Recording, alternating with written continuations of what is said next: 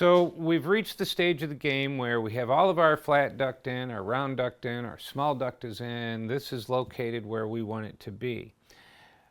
Now we're going to put our control box on. There's going to be more to this, but for now I just want to show you what the control box is.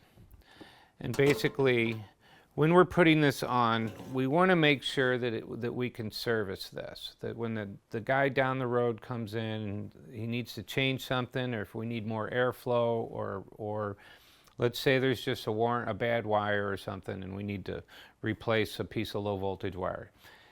They want to be able to read all of this, right? They want to be able to see it. We don't want to put it in here to where it's upside down or wrong.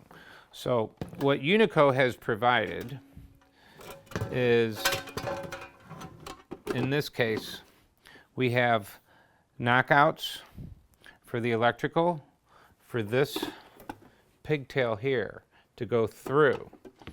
This piece here will slide through one of these holes. Once it is through there, here's the rest of it.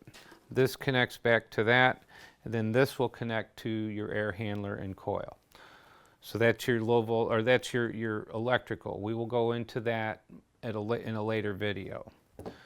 But what I want to show you here is you also have different locations where this wire can come out. It can come out here, it can come out up here, or here, or here, or here.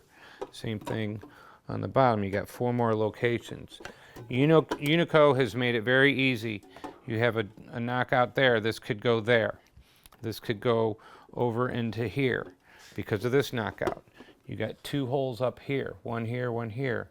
You also have 2 more holes over here. The reason for that is every situation, every house, it may be a little different. You may be tight in some places and you got enough space in other ones. But the point is, you still want to locate this to make it as serviceable, as easy for the service guy as possible.